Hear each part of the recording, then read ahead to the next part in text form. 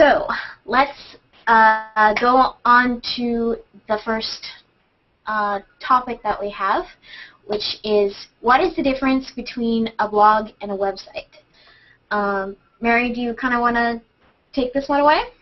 Okay. I feel that there's a pretty strong difference between a blog and a website, although things are changing so fast and getting so mixed up and mashed together, sometimes it can be really confusing. To me, a blog is almost like Facebook in many cases.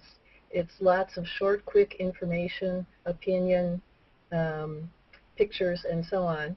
And a website is more long-lasting or stable. I think of a website as almost being like an old-fashioned corporate brochure that has the basic information about you or your product or what you do, but it doesn't change very often. And a blog can change every day or even more often than that. Mm-hmm. Yeah, I tend to agree that websites are much more static. You know, they're meant to be there as a reference, whereas blogs are specifically built for giving new content and creating new doors into your website. So it's a very different mentality between a blog and a website.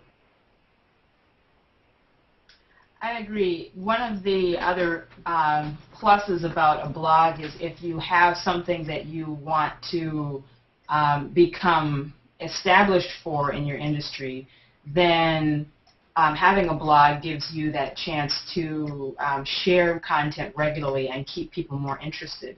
A lot of times in the entertainment industry, if you have one performance, for instance, people can forget about you easily within a month or later. But with your blog, then you can give them more frequent feedback of when your next performance is or what else is going on in your industry.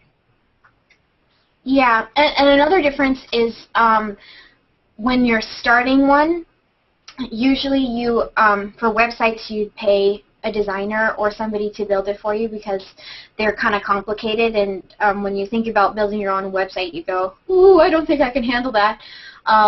But a blog, there's so many free softwares that a lot of people feel free to just create a blog because you can do it really easily. The software was meant to be user-friendly, and you can get it completely for free.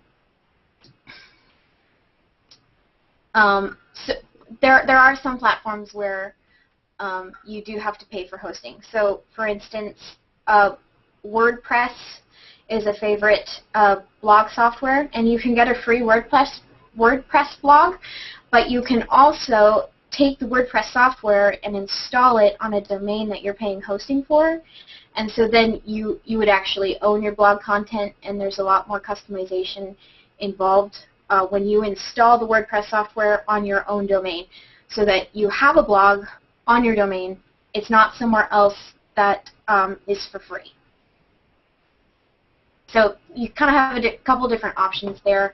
Do you want to go with free, or do you want to make it more customizable and more personal to you? Mm-hmm. Mm-hmm. Yeah, so Opus Awesome is a WordPress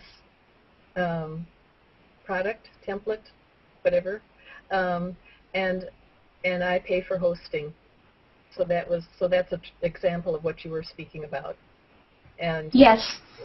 And I had a designer design the basic template for it, the basic design, and then I learned myself how to go in and change things and play around with things and adapt it and readapt it, redesign it as I learn more about what I want to say, what I want to do, and my audience.